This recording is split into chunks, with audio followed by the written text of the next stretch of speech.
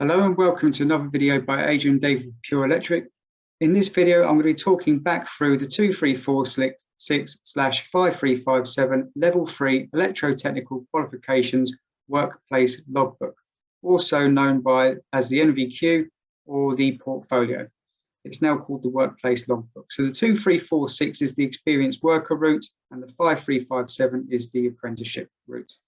This book's made by City and Guilds, obviously, and originally, I spoke through the 102 health and safety aspect in a previous video. I gave a brief overview of the whole book in my first video, and now I'm going to be talking through the 106 plan and organise the work environment. It talks through the brief. So it says here, this unit is designed to enable learners to develop the skills required and apply the associated knowledge so that they can demonstrate that they can implement practices and procedures for overseeing and organising the work environment for the installation of electrical systems and equipment. Candidates may need to be allocated a specific area of work to enable them to complete the required process. This may not be organising and overseeing the whole job or site, but a specific allocated area. And what that generally means is you could just be put in charge of an apprentice or given a job to do, a simple job, you know, installing some lights or some switches, second fixing, first fixing, but you have been given that job and responsibility for that. So the performance criteria in this unit will be met using evidence from the workplace. So that would be photographs, it could be documents, which we'll talk through in a minute, or supplementary product evidence templates can be sourced from the workplace or completed from this document, which we'll talk through as well. Evidence must be provided on a minimum of 2 separate occasions. Okay, due to the nature of this unit, evidence will be primarily captured through direct observations. That's when we come and see you on site, and or completion of endorsed task records included in this pack. It says, please be aware that the templates provided will require completion if you do not use an equivalent type of evidence record in your normal work activities, for example, employer documentation. So that could be some sort of workplace diary or something along those lines. So the forms to be completed in this unit. By the candidate, you need 2 candidate job records that include a program of work activities and operations. And the assessor needs to do the checklists, feedback, and forward planning sign-off sheet. Supplementary evidence should be inserted into the portfolio. So the minimum supplementary evidence required are 2 from the following list. So a delivery note, a variation order, that's where the contract has been changed, the original quotation's been changed, and new or extra work is happening that then needs to be agreed, a written quotation, and material or plant order documentation. This will also be assessing the behaviours B1, B2, B3, B4, B5, B6, B7 and B8, which we spoke about in the first video. So learning objective 1, liaise with relevant people to evaluate the information they require to ensure that systems, equipment or components can be operated safely and effectively. You need to be able to identify appropriate technical and functional information that is required for the work activity, and you need to provide information in a timely, courteous, suitable and professional manner in accordance with the organisational procedures and engineering standards. So by engineering standards, I think they're talking about the ethical statement of principles, like the IET ethical statement of principles. So basically what this means is that you need to be able to talk to other people on site. You need to be able to discuss with the relevant people where things are going, where they're being installed, where they're going to be stored, anything like that, so that they can be operated safely and effectively. You also then need to be able to read manufacturer's instructions, any functional information that you've been required, so that could be some kind of specification that you have to follow, or anything that's been agreed in writing or verbally. You also then need to be able to carry it out to a time scale. You need to be polite, obviously, and act in a professional manner. So that should be fairly simple to do. And really, all you need to do is just talk about how you did that later on, and I'll show you where to put that. Learning objective 2 then. So being able to oversee health and safety during work on electrical systems and equipment. So number 1, produce or revise generic risk assessments and method statements to cover their own work and others working in the area. So whether you've got colleagues or operatives in accordance with their level of responsibility. So that's just a simple risk assessment that has to be carried out, and a method statement, which they include in this as well, which we'll talk through. Then you need to be able to implement suitable procedures to confirm that work is being carried out or completed in accordance with health and safety legislation and industry standards. So you can reference those standards while you're doing it. We worked to the Electricity at Work regulations by doing this. We worked to the Health and Safety at Work Act by doing this, etc. Then learning objective 3, so being able to coordinate liaison with other relevant persons during work activities. So you need to be able to select effective procedures to ensure coordination with other workers, contractors, including steps to resolve issues which are outside the scope of the job role. So basically, things go wrong. You need to be able to deal with that. You need to be able to talk to the plumber and say, look, I'm going to run some cables down here. Is that okay with you? No, it's not. Okay, well, what's the agreement? Where would you like me to run my cables, and where are you running your pipes? That kind of thing. You need to be able to evaluate and apply communication techniques that are clear, accurate, and appropriate to the situation. So again, verbal communication is good for quick, on-the-spot confirmation of something. However, it falls down if you need to prove legally what happened or what was agreed. So you may need to use emails or letters. Obviously, email is usually the preferred thing, but again, emails can get listed in a whole stack of emails and get forgotten. They may be generic and sent to loads of people, not just one specific person. So you've got to choose the right communication technique that works for the situation. You need to be able to demonstrate working effectively with colleagues to enhance performance, such as undertaking work to one's best ability, being a good employee or worker, cooperating with the employer and or customers during work activities. That's basically just being good at your job and demonstrating that you are able to do that. So you can talk about it. I worked really well with this person. This is how I worked to the best of my ability. And you just describe it. It's as simple as that. They're not expecting war and peace, but they're expecting you to put a level of detail in there that anyone that picks it up can open it and think, do you know what, this person knows what they're talking about. So learning objective 4, be able to organise and oversee work activities and operations. So number 1, organise operatives by allocating duties and responsibilities to make the best use of their competence and skill. Now, you probably won't get that opportunity until maybe the 2nd year if you're, a high flyer, 3rd year if you're not. And some people may never even get to that role, depending on their ability.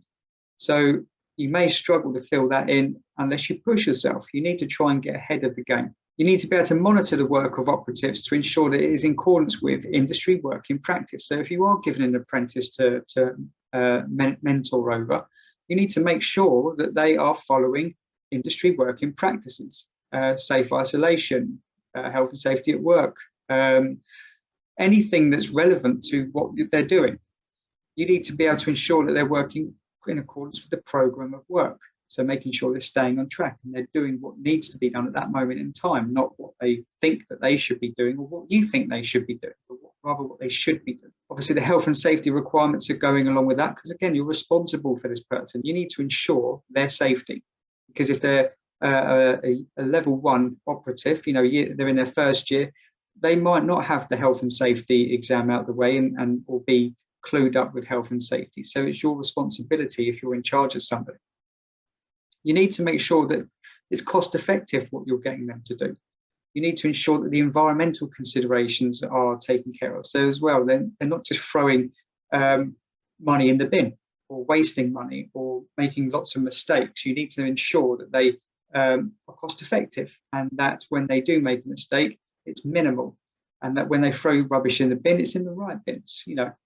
Evaluate and apply appropriate procedures to correct issues that arise during work activities. Again, problems always crop up. All you do is you just need to talk about how it was resolved.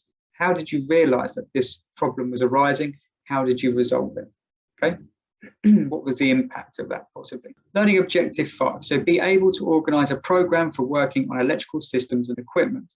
So number 1, produce a simple program of work from the work specification, including requirements for the following. Estimate of the amount of time required for completion of the work. Now, when you did your course, you probably drew out a Gantt chart or some sort of bar chart and maybe a critical path analysis. So that's all they're looking for, really. So then you need to estimate the amount of time required for completion of the work and liaison with other trades where necessary. So if there are bricklayers on site or plasterers or painters and decorators, where they fit in on that chart as well, on that program specification. Again, needs to be able to communicate with others clearly and concisely. So that's just talking about it and assessing situations when it is necessary to liaise with other relevant parties to resolve issues again. Learning objective 6, be able to organise the resource requirements for work on electrical systems and equipment. It says here, organise provision of resources. So organising materials, did you put them in the store? Did you organise the material deliveries? Did you put them on the van? Did you make sure they were tidy on site and not just kicking around? Same with the fixing, same with the plant, same with the labour and the tools. Okay, so basically staying organised. Did you confirm that materials available are the right type? So again, once you ordered the materials, did you then check the delivery notes to check that the stuff was the right stuff? Before you installed it, did you check, reading through the manufacturer's instructions, that it was in fact the right type of switch or socket or isolator that needed to be fitted? Did you check that it was fit for purpose? A lot of customers buy stuff off of eBay these days, and I've had quite a few fake, dodgy LED light fittings to fit. And I've looked at them and read the instructions and felt uncomfortable installing it because I can see that it doesn't meet British standards. So I've refused to install it. The right quantity. So again, making sure you've got the right stuff that's turned up on site. So if you need 10 down lights, make sure you've got 10 down lights. And then what you did about it if you didn't. Suitable for the work to be completed cost efficiently. So again, you need to make sure that the materials are to the specification, etc., and that they're not wasted. Don't order too many. Again, you don't order drums of cable and then have it all kicking around in the van. I once had an apprentice, when I finally got rid of him, he had about 2 grand's worth of materials sitting in the van. And that is not cost effective. And it actually puts financial pressure on your employer, which isn't good. You need to ensure that resources are undamaged at the point of delivery. So again, checking those delivery notes. And if you're not happy with it, don't be afraid to send it back. Demonstrate effective measures which ensure the safe and effective storage of materials, tools, and equipment in the work location. So basically, not leaving stuff kicking around, not leaving it in damp conditions, where it can be stolen, all that kind of thing. So you just need to talk about it. Again, not War and Peace, briefly, but to a level where somebody reading it thinks this person obviously took responsibility for that, and I feel confident that they're the right person for the job. So here's the candidate job record number 1, and this has to be filled out twice. I will only go through one sheet because the second sheet's exactly the same. So obviously job address. You then need to check the health and safety check. So did you do a risk assessment? What were the procedures? Did you fill out a method statement? Persons liaised with when gathering and providing information. So who was on site? Who did you talk to? And technical information and functional information utilised. What did you use? You've got the codes of practice here. We've got reports, manufacturers' catalogues, critical path analysis, job sheets, site plans, data sheets, wall charts, component positional reference, wiring diagrams, block diagrams. It's all here. Variation order, delivery notes, other, please specify. Then you've got an outline of discussions and technical information required by relevant personnel. So any discussion that came up that's relevant to this, then you should fill this out and explain that conversation. Okay, as we go down, which trades will need to be liaised with during the work activities, and you can tick all of these or tick other and explain who that was.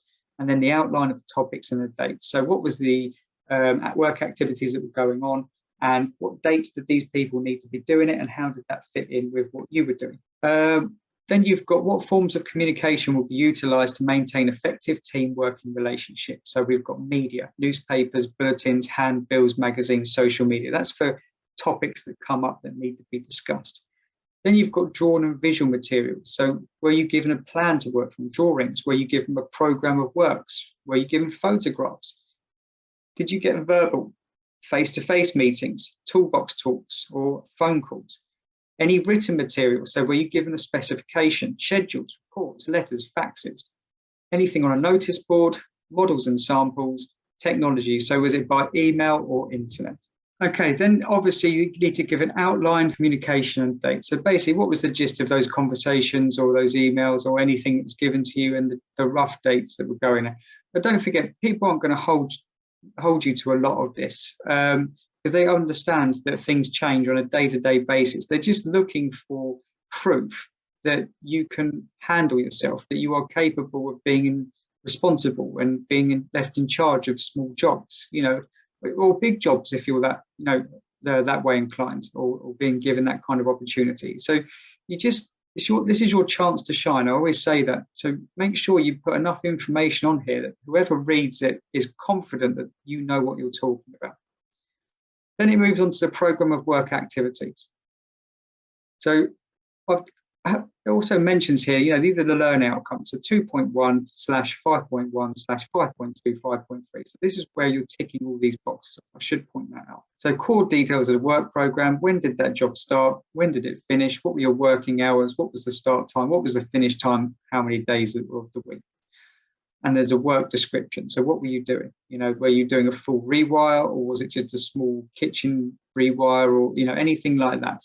Or even commercial or industrial as well. I should always mention that. I always look at it from a domestic point of view, because primarily that's what I used to do. But again, it could be absolutely anything: installing conduit, trunking, whatever you were doing. And then you need to think about the trades on site. So were any of these people on site, bricklayers, joiners, tilers? When did they start? When did they finish? Doesn't have to be accurate. Again, no one's going to go around and phone up the bricklayer and say, oh, by the way, such and such says you started on this date, finished on this date. That isn't going to happen. You then have an electrical work program. And again, this is very basic. Week beginning date, labour resource requirements, and task description. So it says there, for example, first fix. And you literally just fill this out all the way down. And that basically builds a program of work. Very simple. Again, they're not looking for masses of detail. They just want to know that you can put something in order. For instance, if at the beginning you've got, painter and decorator was in, and we came along and did the first fix, then that would ask questions, because you should be finished by that point, surely. So just little things like that. That's what they're looking for. And that's continued. And then client name, the client may not sign it. It does say if available, but chances are it'll have your name, your signature, your date, expert witness name and date. So that's probably your boss or your supervisor or the person that you work with. And then the assessor's name, and that's the person who's assessing the portfolio. And that's it. And then you're on to job 2. Now, as I scroll down, just go to the end of the job 2, you've then got a feedback summary and forward planning sign-off sheet. So delivery notes, were they there? Variation orders, 2 of the following: written quotation, material plant documentation. And then there'll be a professional discussion record that needs to happen as well as evidence. And that's the end of that section. And it would tick here whether you hit the behaviours required for that. And again, everybody signed it. So that's the end of the 106 unit. If you do have any questions, obviously get in touch and I'll do my best to help advise you. There's no reason why nobody can fill this out themselves, or have to pay somebody else to do it, unless obviously you really don't want to. But as I always say, this is your chance to shine and get across your level of technical ability. Anybody that's looking to be a high-level electrician who's competent, qualified, and people will be happy to take on, needs to be able to work at this level. And if you can't, you will struggle, okay? Unless you just want to be on the tools and at the bottom sort of rungs, okay? So don't be afraid to put in a bit of hard work and let yourself shine, because otherwise it will only catch up with you later on when you get put in charge of a job and then you fall flat on your face because you can't do any of this stuff. So any questions, let me know, and take care.